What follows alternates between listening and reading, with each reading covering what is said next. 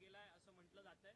आणि आता त्या तमिळनाडूवरतून सुद्धा त्यांनी एक व्हिडिओ ट्विट केलाय हम होंगे कामयाबच्या चालीवरती, आणि पुन्हा एकदा त्याच्यातून शिवसेनेला डिवचण्याचा प्रयत्न त्यांनी केलेला आहे। नाही बघा, अशा पद्धतीने वारंवार देशामधील सर्वोच्च पदावरती बसलेल्या नेत्यांचा अपमान करणं, वारंवार देवदेवतांचा अपमान करणं, अशा पद्धतीच्या अपमानास्पद वक्तव्य त्यांनी वारंवार केलेली आहेत। एकंदरीत त्यांनी पहिल्यांदा एक गाणं म्हटलं, आता परत जर का सरकारची खिल्ली उडवण्यासाठी जी घटना घडलेली आहे त्याचं गांभीर्य कदाचित त्याला नसावं, आणि आता मला तर शंका आहे की त्याची मानसिक स्थिती पण कदाचित बिघडलेली असावी।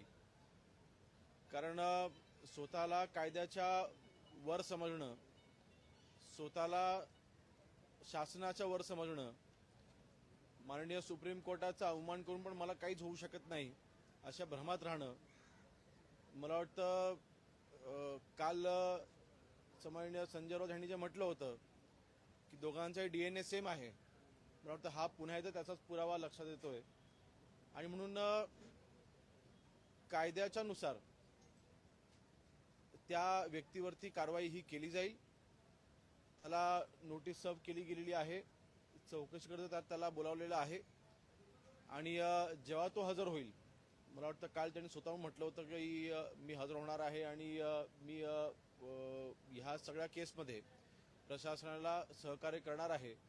त्यामुळे त्यांनी समोर यावं आणि त्याची जी काही बाजू आहे त्यांनी पोलिसांना सांगावी आणि कायद्यानुसार याच्यावरती कारवाई होईल। सर, आता त्याला अनेक फोन कॉल्स येत आहेत, धमकीचे फोन कॉल्स येत आहेत, काय यावर? नाही बघा, शेवटी आरोपी जरी असला तरी सुद्धा पोलिसांनी त्याला जी नोटीस सर्व केलेली आहे ती नोटीस सर्व करत असताना अर्थातच कायद्यानुसार त्याला प्रोटेक्शन हे दिलं जाईल, परंतु शिवसैनिकांच्या भावना देखील आपण समजून घेतल्या पाहिजेत।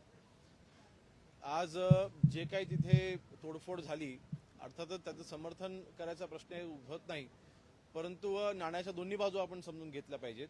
अशा पद्धतीने आमच्या नेत्यांवरती खालच्या पातळीवरती जाऊन जर का कोणी टीका करत असेल तर शिवसैनिक काय शांत बसू शकत नाही।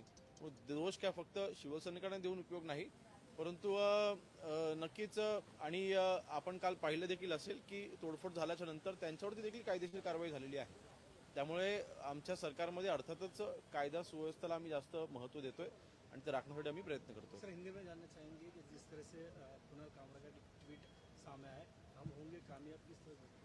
नहीं, बार बार हिंदू देवताओं का अपमान करना, अपने कॉमेडी शो में ऑनरेबल सुप्रीम कोर्ट का अपमान करना, कॉमेडी शो में जो भी स्टेट के बड़े लीडर्स हैं उनका अपमान करना, इसको अगर वो कॉमेडी बोलते हैं तो ये कॉमेडी महाराष्ट्र में नहीं चलेगी।